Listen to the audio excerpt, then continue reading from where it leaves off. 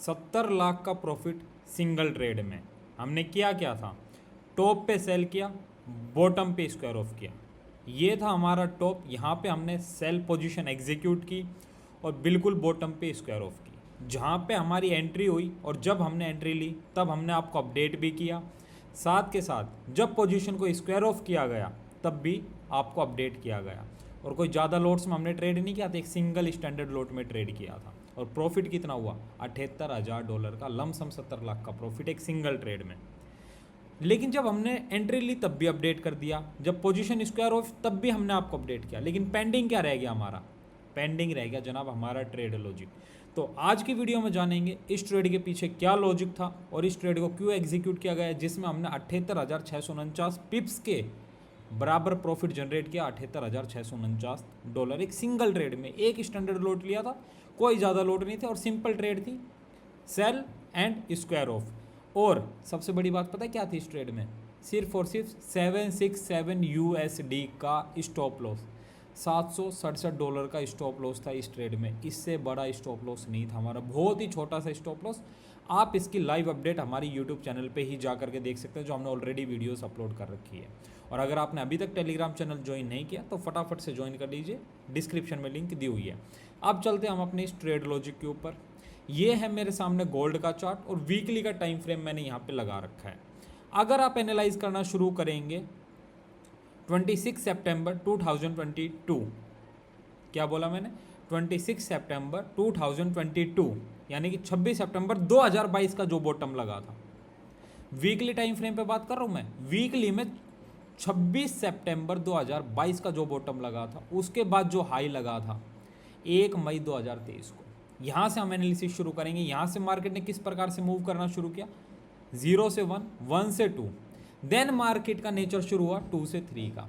ये हम नेचर की बात कर रहे हैं, कोई एलियट वेव नहीं, कुछ नहीं, सिर्फ और सिर्फ मार्केट का नेचर, किस प्रकार से मार्केट मूव करे, क्योंकि मार्केट का नेचर होता है अप एंड डाउन के फेस में मूव करना।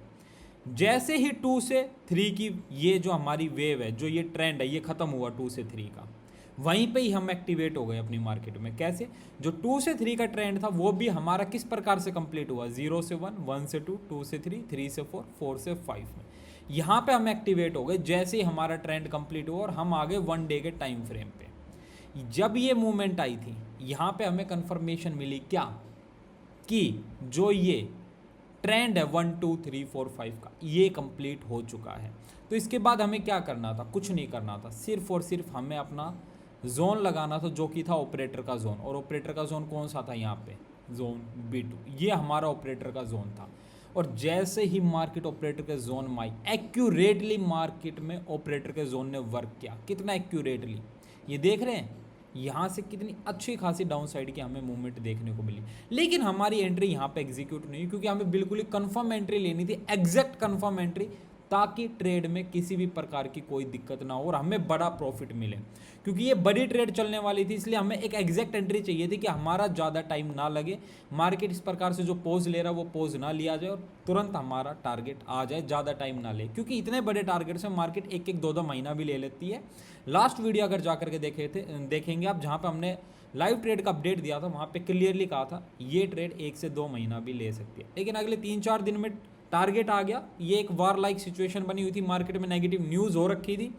और ये नेगेटिव न्यूज़ वगैरह सब बाद में आती है, लेकिन सेटअप्स वगैरह पहले ही क्रिएट हो जाते हैं, कोई बड़ी बात नहीं। ठीक है जी, ये B2 बन गया। लेकिन अगर यहाँ पे आप थोड़ा सा एनालाइज करेंगे और मार्केट के नेचर को पहचानने की कोशिश करेंगे, तो यहाँ से देखेंगे मार्केट यहाँ से भी कुछ इस प्रकार से गया, 0 से A से B से C। चलिए जी, मैं एक बार अपने ऑपरेटर के जोन को लगा करके देख लेता हूँ, क्या यहाँ पे ऑपरेटर का जोन एक्टिवेट हो रखा है या नहीं हो रखा। हाँ, यहाँ पे देखूँ तो ऑपरेटर का जोन बिल्कुल करेक्टली और परफेक्टली काम कर रहा है। यहाँ पे डॉट टू डॉट मार्केट ने ऑपरेटर के जोन को टच किया और वहाँ से डाउन साइड के मूवमेंट को शुरू किया। इस बड़े वाले जोन B2 को मैं हटा देता हूँ यहाँ से, और अब हम लगाते हैं अपना जहाँ पे एक्यूरेटली मेरी एंट्री एग्जीक्यूट होने वाली थी, जो था मेरा छोटा जोन B2।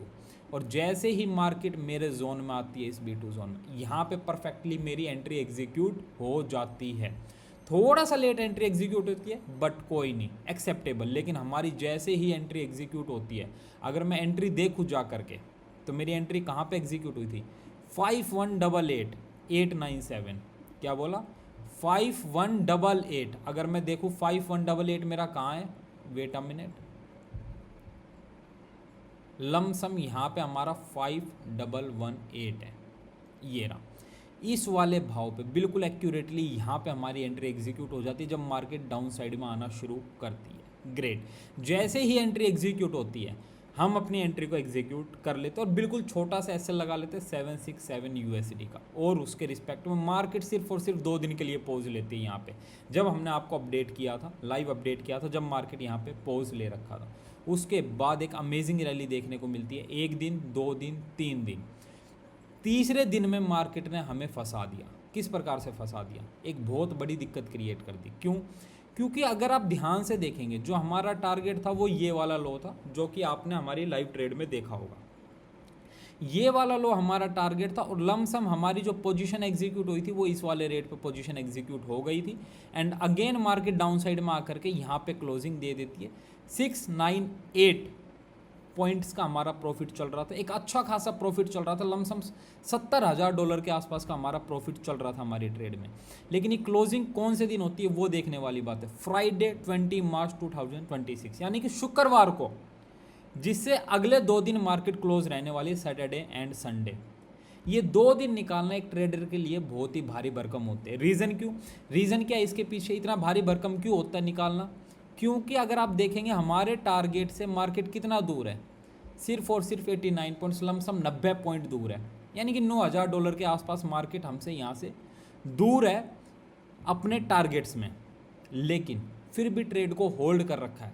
और वो होल्ड बहुत ही भारी भरकम पड़ता है एक ट्रेडर के ऊपर, क्योंकि जब इतना बड़ा प्रॉफिट एक ट्रेडर ने देख लिया और फिर भी सिर्फ और सिर्फ 90 पॉइंट्स के पीछे अपनी ट्रेड को रिस्क में ले रहे हैं 2 दिन के लिए, क्योंकि अगर यहाँ से मार्केट मूव बैक कर जाती है फिर क्या होगा? क्योंकि इतना बड़ा प्रॉफिट देखने के बाद एक होपलेस हो जाता बंदा, इमोशंस कंट्रोल में नहीं रहते एक ट्रेडर के। लेकिन ये इमोशंस उसके ही कंट्रोल में रहेंगे जिसने मार्केट में प्रैक्टिस कर रखी होगी और पेशेंस होगा, और सबसे बड़ी बात अपनी स्ट्रैटेजी के ऊपर कॉन्फिडेंस होगा। जब ये शुक्रवार को मार्केट क्लोज हुई, नो डाउट हम भी इंसान हैं, इमोशनली इम्बैलेंस हो जाते हैं कई बार, लेकिन फिर भी अपनी स्ट्रैटेजी के ऊपर कॉन्फिडेंस था और सिंपली एक रूल फॉलो करते हैं। एंट्री हो गई है, एसएल लगा रखा और एक टारगेट लगा रखा है। जब तक मार्केट एक अपोजिट साइड का कोई सिग्नल नहीं देगी हमें कि मार्केट यूटर्न लेने वाली है और मार्केट रिवर्स होने वाली है, तब तक हम एग्जिट नहीं करेंगे। सिर्फ और सिर्फ एसएल के केस में, टारगेट के केस में, एंड थर्ड केस है यू टर्न यानी कि रिवर्स के केस में ही हम ट्रेड को स्क्वायर ऑफ करेंगे। होपलेस होकर के और इमोशंस में बह करके हम कभी भी ट्रेड को स्क्वायर ऑफ नहीं करेंगे और बड़ा प्रॉफिट देख करके कभी भी स्क्वायर ऑफ नहीं करेंगे। अगले दिन मार्केट थोड़ा सा गैप डाउन खुलती है, देख सकते हैं यहाँ पे थोड़ा सा गैप डाउन खुलती है। और मॉर्निंग में जब हम वीडियो रिकॉर्ड करते हैं, मॉर्निंग में हमारा टारगेट आ जाता है। बहुत ही अमेजिंग मॉर्निंग थी, यादगार मॉर्निंग थी, वो दिन हम कभी भी नहीं भूलेंगे। और टारगेट आने के बाद मार्केट फिर से बहुत अच्छी खासी डाउन साइड में जाती है और अगेन एक अप साइड की हमें रैली देखने को मिल रही है यहाँ पे।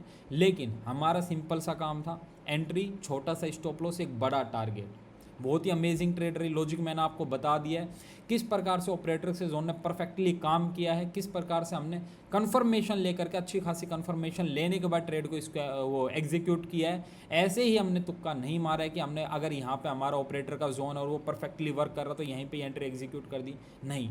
एक बड़ी ट्रेड थी, कंफर्मेशन ज़्यादा चाहिए थी, एक परफेक्ट ट्रेड को एग्जीक्यूट करना था परफेक्ट टॉप पे, तो हमने इस वाले टॉप को अहमियत दी और यहाँ पे ट्रेड को एग्जीक्यूट किया और उसके रिस्पेक्ट में एक बड़ा टारगेट अचीव किया। तो ये रही थी हमारी ट्रेड लॉजिक। कौन सी ट्रेड का? जिसमें हमने $78,000 का प्रॉफिट बुक किया है। उस ट्रेड का लॉजिक हमारा बहुत ही सिंपल था, कोई रॉकेट साइंस नहीं, ज़्यादा कुछ डीप में नहीं जाना, बहुत ही सिंपल लॉजिक के साथ।